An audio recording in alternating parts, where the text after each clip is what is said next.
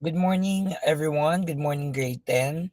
Since we are done with our lessons in music, arts, and physical education, so now we're trying to finish everything so that on your exam, mapapadali na lang po ang pagsagot nyo ng mga tanong. Okay? So, pardon me if I'm using again a video lecture for this discussion because we don't have time to finish everything because I'm in an official business for a week. So, pasensya na po kung ganitong setup ulit ang ating gagamitin para po i-discuss ang mga lessons on their health.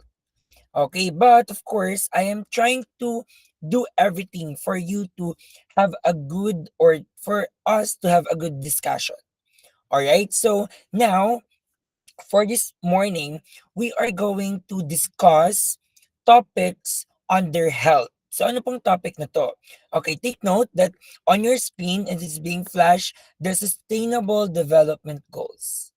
I know some of you are not familiar with the SDG or yung tinatawag natin na goal by the United or set by the United Nation. Okay, that's why I am trying to explain and to discuss this para at least lahat po tayo ay aware kung ano ba yung sinet ng United Nations for us to achieve in the year 2030. Okay, take note everyone that the Sustainable Development Goals are part of a long history of international efforts.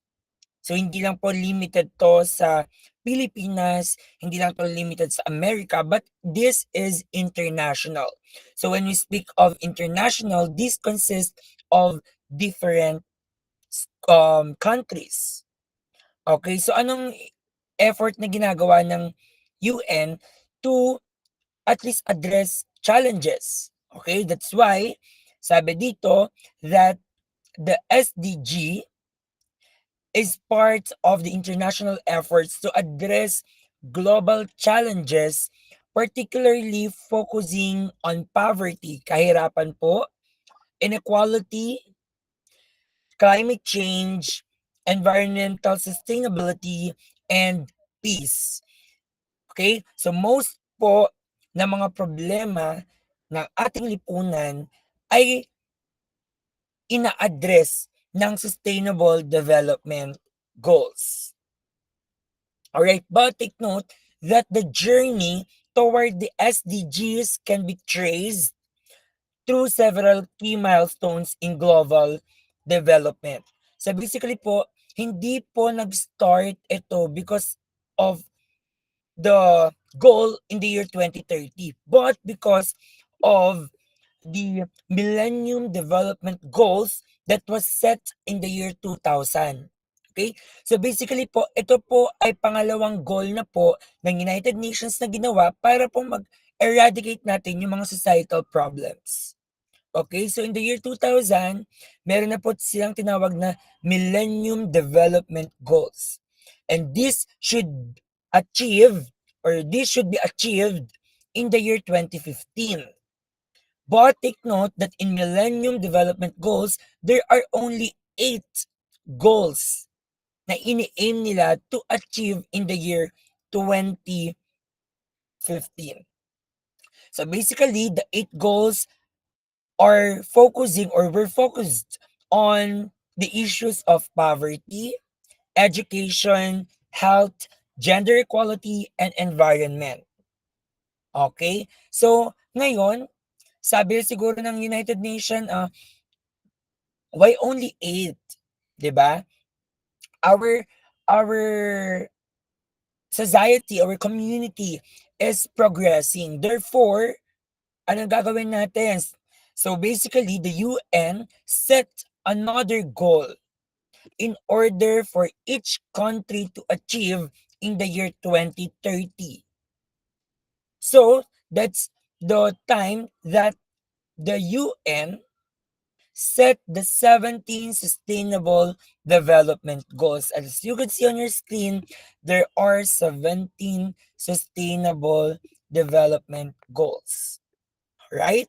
Now, ano nga ba 'tong 17 Sustainable Development Goals? Take note everyone that SDG are set is a set of 17 global goals adopted by the United Nations in the year 2015. Saan niya ito inadapt?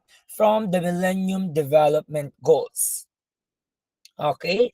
So these goals aim to address global challenges. Ano mga global challenges na to? First is poverty, inequality, climate change, and environmental degradation. And of course, to achieving these four, they incorporated or they promote peace and prosperity for all.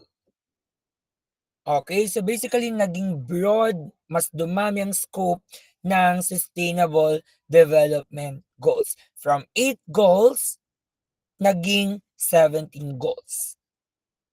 But of course, for this morning, we're not going to tackle all the 17 goals, but rather, we're going to limit it from 1 to 8. Okay? So, we're just going to discuss the first 8 goals of the Sustainable Development Goals. Okay? Now, take note, class, that the SDG is also known as the Global Goals are set of 17, as I said kanina, integrated and interrelated goals to end poverty. Diba? Anong common dito? They wanted to end poverty.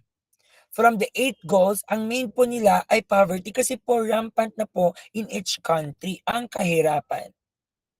Not only in the Philippines, not only in Vietnam, not only in Thailand, but also around the world. That's why they wanted to at least eradicate, to lessen poverty in our community. And these goals should be achieved in the year 2030. Okay? So I hope nakakapag-catch up tayo, nakakasunod tayo sa aking discussion. Okay? Now, take note everyone that the first one is poverty.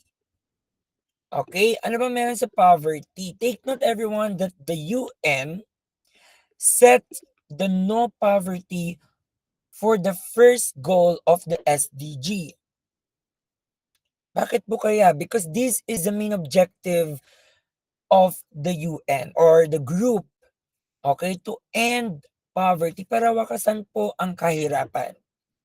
Okay, kasi po, take note everyone that in all societal problems, in all the challenges in our community, one factor of why we have such problems is poverty. Bakit may crime? Kasi may kahirapan.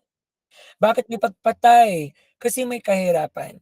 Bakit may taggutom? Ba't may nagugutom?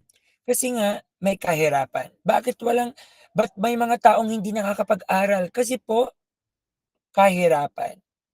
Okay, so mostly the main reason of societal problems or is poverty. Okay? Now, take note everyone that poverty is recognized to be present when there is hunger and malnutrition in families. So basically, pag nagugutom, naghihirap, walang makain ang isang pamilya, you are considered poor. Okay?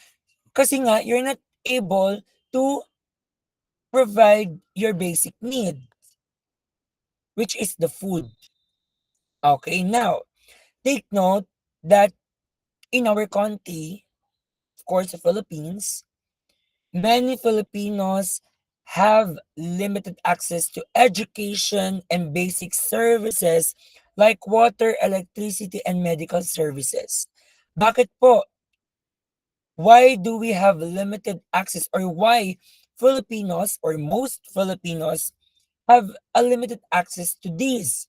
Kasi po, dahil sa kahirapan. They cannot buy their food. They cannot buy electricity. They cannot pay their bills in on water, in electricity, in medical services. Okay? So basically po, ang root ng lahat ng kasamaan at lahat ng problema sa ating lipunan ay dahil po sa kahirapan. Okay? Now, take note that there are factors why there is a rampant poverty in the Philippines. Ano nga ba itong mga factors na to? Okay? First, we have the low economic growth. Kasi nga po hindi na natutulungan ng mga tao ang pag-unlad ng bansa kasi po mahirap sila. Second, at high population growth. Because of lacks of education, lack of family planning, okay, mas nagkakaroon ng opportunity ang mga tao para po mag-produce or mag-reproduce. Kasi nga, they are not knowledgeable, they are not literate about family planning. That's why most of, yung mga families that that have more than 5 members are from poor families. Okay, sa mga marginalized po kasi po hindi nila alam ang family planning. They are parang hindi sila nabigyan ng sapat na kaalaman to plan their family. Third, weak agricultural sector. We know the fact that Philippines is an agriculture country, or it's more on farming, it's more on planting or plantation. However, because of politicians, nagiging weak na po ang ating agricultural sector. Kasi nga kino-corrupt ng mga politicians.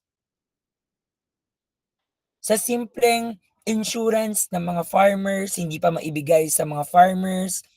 Sa simpleng pagbigay ng assurance na pagka nagkaroon ng problema ang mga farmers, there is an assurance that they may get, at least subsidy from the government, 'di ba? Pero wala. That's why naging factor na po ang kahirapan ang pagkakaroon ng mahinang agricultural sector in our country. Fourth, regular presence of natural disasters. Because Philippines is, is situated or located saan located tayo sa anong term nito? Nakalocate tayo sa gitna. Therefore, we suffer or we experience different natural disasters such as earthquakes. We also suffer from typhoon, 'di ba? Usually, ang nagpapahirap sa atin ay ang mga bagyo, ang mga typhoons, natural disasters. Kasi instead of having a good income from the farm, mababagyo pa. So, inutang mo na nga yung pang-farm mo, tapos nabagyo pa, di mas nalugmok tayo sa utang. So, basically, that is also a factor bakit po rampant ang kahirapan sa Pilipinas. And of course, this is the main reason why poverty is rampant in the Philippines, because of the presence of corruption. It is so disappointing that we Filipinos are still not open, or still not, you know, um, hindi pa rin tayo naka or natuto sa nakaraan. We are still choosing politicians that, that are only famous or because popular because of their their money, because of their job. Hindi tayo pumipili because of their qualifications or because of their credentials. Do'n tayo kung sino ang alam nating sikat, do'n tayo sa alam natin kung ito yung mga artista. We're not looking into their qualifications and into their credentials. So, siyempre ang mga mahihirap patuloy na naghihirap. Kasi nga yung pera ng taong bayan ay ginagasta ng mga corrupt officials. I am not generalizing this for all politicians, but well, in fact, I am also a politician. Pero 'di ba, we're trying to look in a bigger picture that the Philippines is experiencing a major problem in corruption. Kasi mapa-president, mapa-vice president, ang kanilang mga pamilya ay connected into corruption. So how could we change our country if we Filipinos don't choose leaders who could lead our country, who could lead well our country, 'di ba? So basically, these are the factors why we have such problem in our community. And take note that 836 million people are still living in extreme poverty. So below the baseline or below poverty line po, we have 366 million people. And take note that high poverty rates are often found in small, fragile, and conflict affected countries such as the Philippines. Maliit na nga po ang ating bansa, marami pang corrupt, at marami pa tayong kaaway. Okay? Now, about 1 in 5 persons in developing regions lives on less than $1.25 or about 70 Philippine peso per day. O imagine that, 1 sa 5 Pilipino ang namumuhay ng 70 pesos per day lamang. You imagine yourself having an allowance of 150 a day, and yet you have the means of transportation, you have the means of house, 'di ba? May libre kayong bahay, may libre kang transportation, hatid sundo ka, and yet 150 ang allowance mo. Libre ang pagkain mo ng breakfast, libre ang pagkain mo ng dinner. Ang gagastusin mo lang lunch at snack, 'di ba? So imagine that you are living with 70 pesos a day without any means of, you know, income, yung wala kang pinagkukunan. Sa 70 pesos, Lord, ang isang meal na po sa karinderya ngayon 50. Bili ka ng Coke 20, 25. So saan mapupunta yung 70 mo, 'di ba? Ni simpleng biscuit nga 10 pesos na. So imagine that you have that kind of money every day. The 70 pesos, kaya ka ba niyang buhayin, 'di ba? No. That's why the Sustainable Development Goals wanted to eradicate or at least prevent or to lessen poverty in every country. Okay, next, hunger. Take note, class, that of course, pag merong kahirapan, merong kagutuman. If you're not able to provide your needs, to provide the basic needs such as food, clothes, water, 'di ba? Shelter, syempre maghihirap tayo.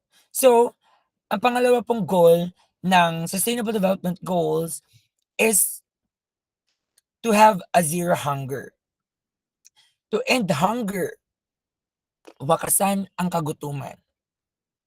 Take note that according to the Family Income and Expenditure Survey of 2012, that 1 in every 10 Filipinos do not have the capacity to feed themselves.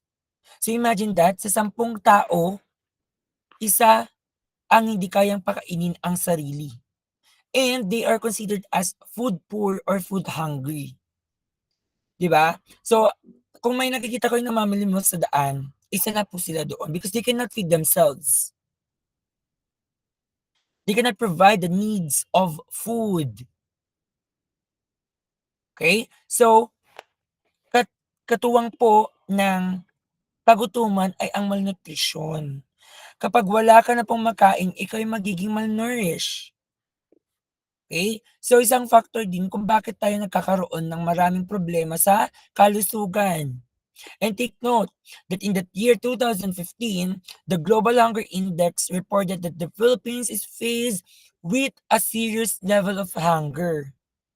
O imagine that, Filipinos are experiencing serious level of hunger, and yet tayong mga what you call this, we are privileged, 'di ba? May mga privileges tayo. Nag-o-order tayo na hindi natin inuubos, 'di ba? Kumakain tayo or bumibili tayo ng mga pagkain tapos hindi lang din natin inuubos. We're just wasting food and yet there are many people who cannot feed themselves. So, it's time to reflect everyone that we just need or we just order what we can consume. 'Di ba? Kasi sayang din po, maraming nagugutom dito sa Pilipinas. Eh, sir, 'pag hindi ko ba pagka kinain ko ba 'yan magbubusog sila? It's logic, guys, okay? Hindi ibig sabihin na kumain ka, hindi ibig sabihin na inubos mo 'yun kasi sayang, kasi ang daming hindi kumakain ay mabubusog na din po sila. No, it's logic. Ang gusto ko lang ipunto ay 'wag niyong bilhin yung mga hindi naman kailangan. Kasi may mga maraming, tao na hindi nabibili yung gusto. Let's just be sensitive enough kahit na may mga pribilehiyo tayo, okey? Now, take note that 1 in every 4 Filipino or children suffer from stunted growth because of hunger. 'Pag sinabi ng stunted growth, they are not able to, you know, to develop or hindi sila mak nagkaroon ng proper growth or proper process ng paglaki kasi po wala o hindi nabibigay yung nutrition na kailangan nila, okey?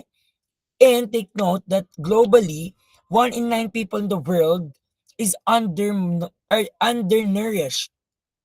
So, approximately 795 million ang hindi po malusog, undernourished. Okay, and 66 million primary school aged children across the developing world attend classes with empty stomachs. O hindi po kayo kabilang 'pag hindi ka nakapag-breakfast, ah. Baka sabihin, "Ay, isa na ako dun kasi hindi ako nag-breakfast. I'm an empty stomach." Okay. Don't take literally, alright? So, basically po ang ibig sabihin nito, maraming pumapasok na mga bata na nagugutom, na walang makain. Kayo kasi nagugutom lang kayo kasi hindi kayo nakapag-breakfast. Okey, sila nagugutom sila kasi wala silang pambili. Kayo nagugutom kayo kasi wala kayong time kumain, okey? That is what we are saying about the zero hunger, alright? Now, aside from that, we move on to number 3, which is the good health and well-being. Dito pumapasok po ang ating kalusugan. Kung kanina kahirapan, pangalawa, kagutuman, ngayon naman po ang ating kalusugan. Take note, to sustain global development, the health and well-being of all members of the global community should be ensured and promoted, and of course, it should be associated, or this goal is associated with maternal health. Okay? So basically po, kailangan natin magkaroon ng maayos na kalusugan, um, maayos na mga pasilidad para po sa ating kalusugan. Okay, now, take note people that they wanted to reduce the rate of mortality and to prevent diseases. That's why nilagay po nila sa pangatlong goal para po i-eradicate or to reduce ang mortality, pagkamatay at pag-spread ng mga diseases. And of course, the main reason why they wanted to ensure good health and well-being to everyone is to improve the healthcare of every country. Kasi po dito sa ating bansa, we are the at least nasa third class country tayo ba? Last class na lang, sige. Our facilities, our hospitals are not well equipped with yung mga advanced equipments, 'di ba? Yung mga um maayos na facilities or equipment na need ng mga tao for their health. Okay? So basically, they put this as a third goal for us to have a good and quality healthcare system in each country. Maski nga sa Pilipinas, um, hospital pa lang may corruption na, 'di ba? Sa DOH may corruption na, lalong-lalo na ng pandemya. So, we need to stop those problems. And take note that some facts about good and health well-being is the child health. 17,000, this is a good news. However, it's not an indication that we are at least developing or progressing. Kasi po, sabi dito, 17,000 fewer children die each day than in 1990. So basically, na-reduce po ang pagkamatay ng mga bata. However, 6 million children die before their 5th birthday. So basically, 4 years old pababa ay 6 million ang namamatay. Kasi po, we are lacking of health or we are lacking of facilities, equipment. Okay? Naging up, up ang ating healthcare system. That's why 6 million children die before their 5th birthday. And take note, children born into poverty are almost twice as likely to die before the age of 5. So mostly po, mas mas maraming tsansang mamatay ang mga bata na below 5 years old kapagka po sila ay considered poverty or poor. Kasi nga they don't have the means to pay their medical bills. They don't have the means to provide the needs of their children. That's why, sabi dito, mas nagkakaroon ng tsansang mamatay ang mga mahihirap na bata. Okay? Na 4 pababa. Now, aside from child health, we also have the maternal health. Take note, class, that on maternal health, we are talking about mothers. Okay, and take note that maternal mortality has fallen by almost 50% since 1990, and only half of the women in developing regions receive the recommended amount of healthcare they need. Sabi to, only half of the women. So basically, hindi po lahat ng mga kababaihan ay nagkakaroon ng access to medical or to healthcare system that they needed. Okay? So limited lang po ang nakaka-afford to visit their OB-GYN, their obstetrician, kanilang doctors. And the need for family planning is slowly being met for more women. But demand is increasing at a rapid pace. So basically, it's a good news. However, mas nabibilis or mas bumibilis yung pagrami ng demand ng mga kababaihang gustong mag-avail ng family planning. But it's a good news that at least women are open-minded or literate about family planning now than noon. Okay? Next, fourth one, the quality education. Okay, ano meron sa quality education? Take note class that of course every or every person has right to education, to quality education.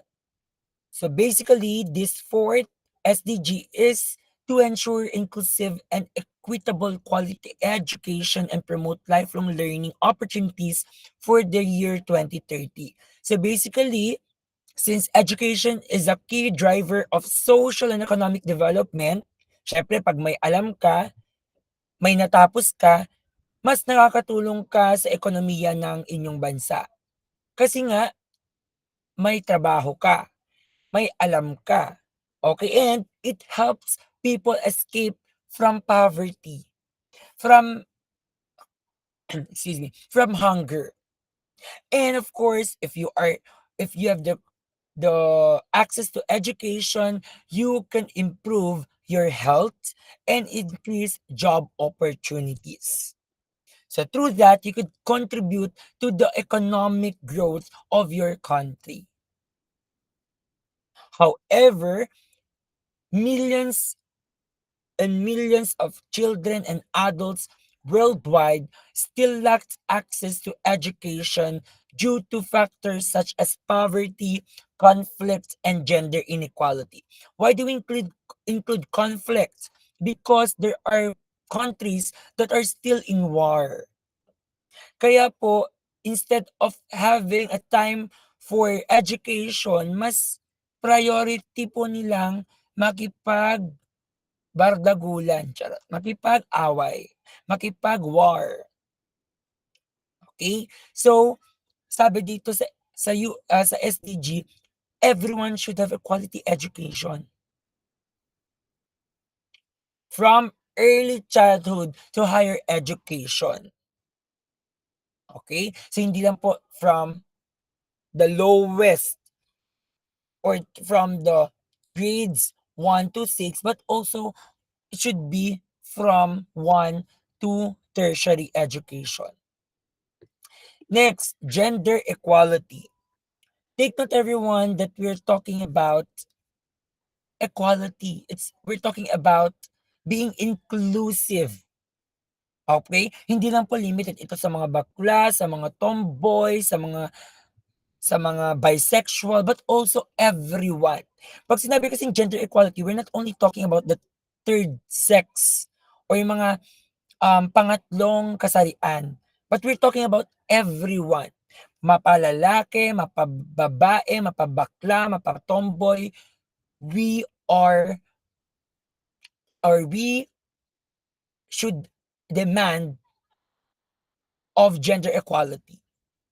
Anong meaning ng gender equality? Na dapat hindi lang po porke babae ka ay babae lang or hindi porke lalaki or hindi porke ang trabaho mo ay engineer ay panglalaki lang. Hindi porket makeup artist ay pangbabae lang. Hindi porket driver ay panglalaki lang. We're speaking about opportunities in gender equality. So meaning, dapat po lahat ay open, ay inclusive. Ang pagiging sundalo ba ay panglalaki lang? Hindi. Kasi everyone can attend or can, at least join the military, 'di ba? Kahit babae, kahit bakla, kahit tomboy, go na go for you, 'di ba? Ano pa, construction worker, bakit panglalaki lang ba? Excuse me, 'di ba? Kung kaya ng lalaki, bakit hindi kaya ng babae? Oh, 'di ba? So basically, we're not talking about third gender or third sex. We're talking about everyone's gender. Okay?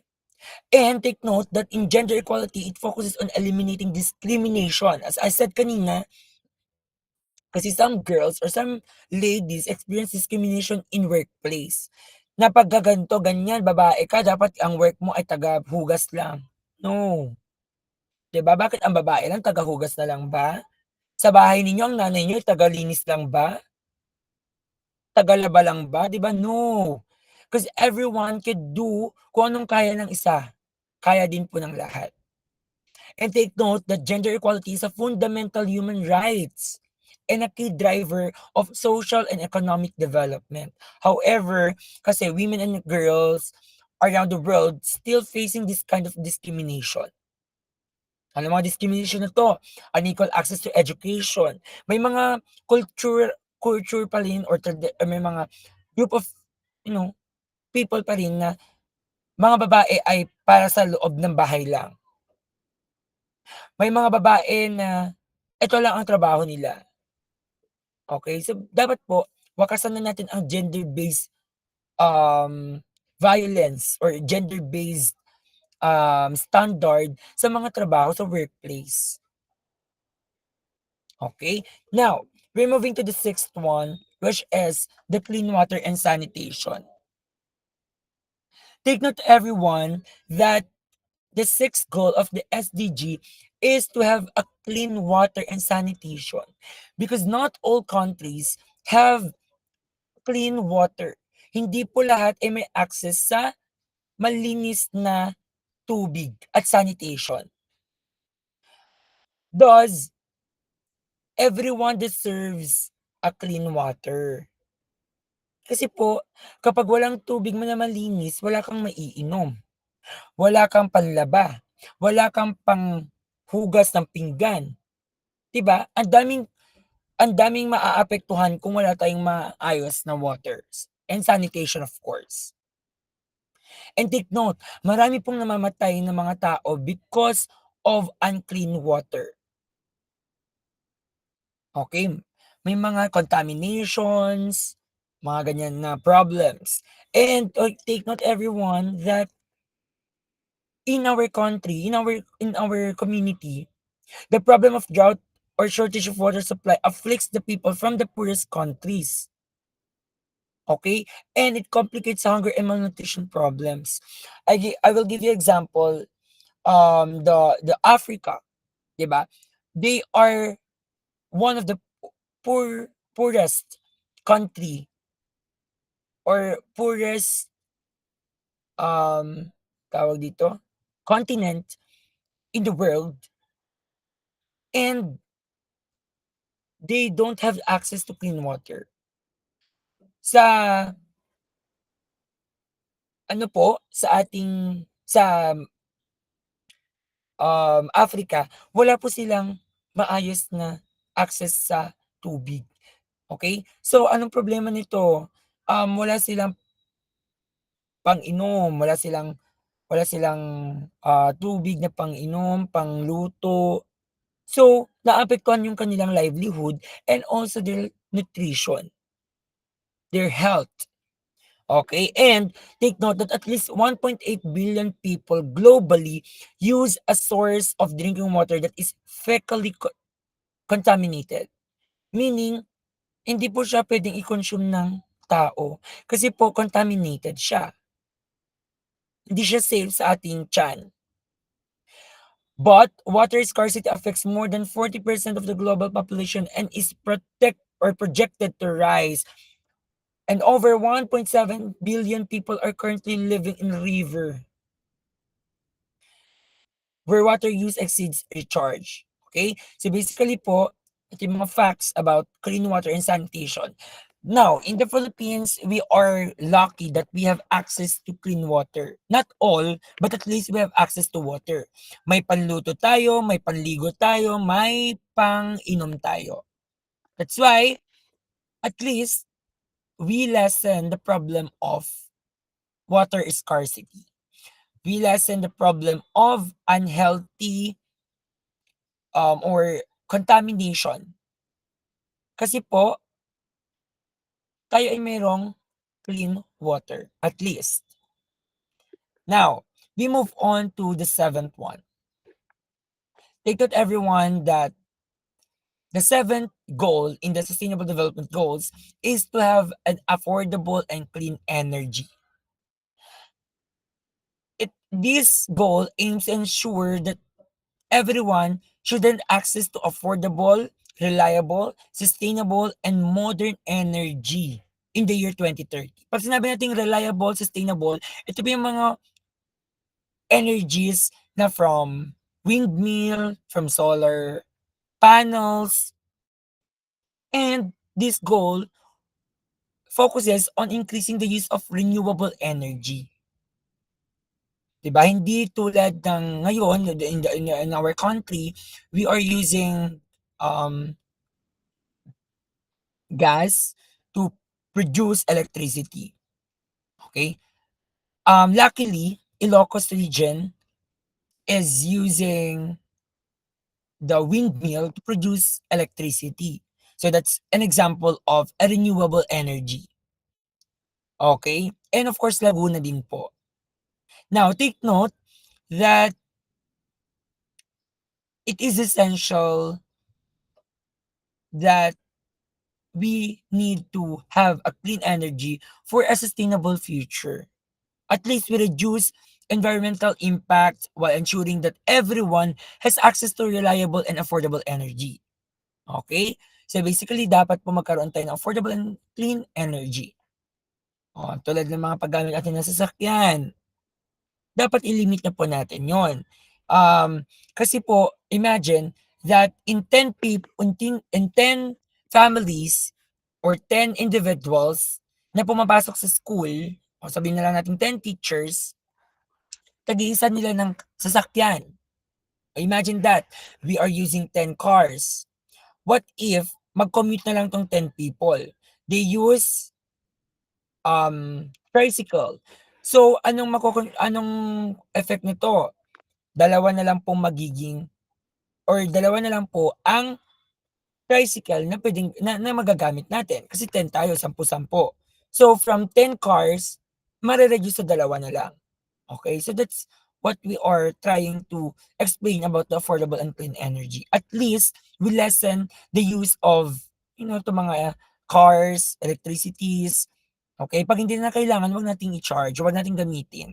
Patayin po natin. Okay? And the last one is the decent work and economic growth. From the word decent work, ito po ay pagkakaroon ng job opportunities for all. This aims to promote sustained and inclusive and sustainable economic growth, full and productive employment, and decent work for all the people in the year 2030.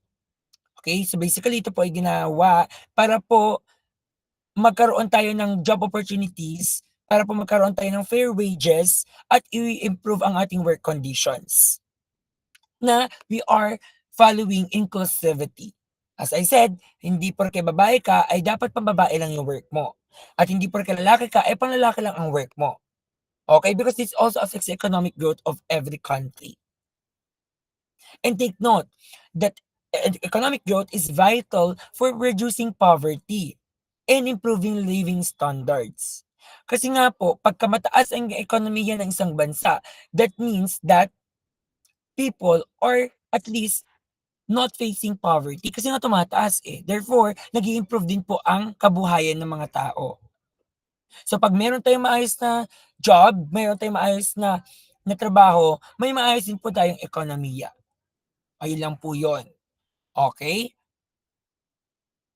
So basically, those are the 8 sustainable development goals that each country should achieve in the year 2030. Okay, again, we recall the first one is no poverty. The second one is zero hunger. The third one is good health and well-being. The fourth is quality education. The fifth is gender equality. The sixth is clean water and sanitation. The seventh is affordable and clean energy. And the last one is the decent work and economic growth. So I hope that you learned a lot from this discussion, and I hope you will watch this discussion for you to have a review of the lessons and the topics for your exam this third grading. Again, I am extending my sincere apology for you all because we don't have time to finish everything in a face-to-face discussion. So, ito na lang po ang last resort ko for us to discuss our topics for the week 6 and 7. So, again, thank you everyone for listening. Review well for your exam. And may God bless us all.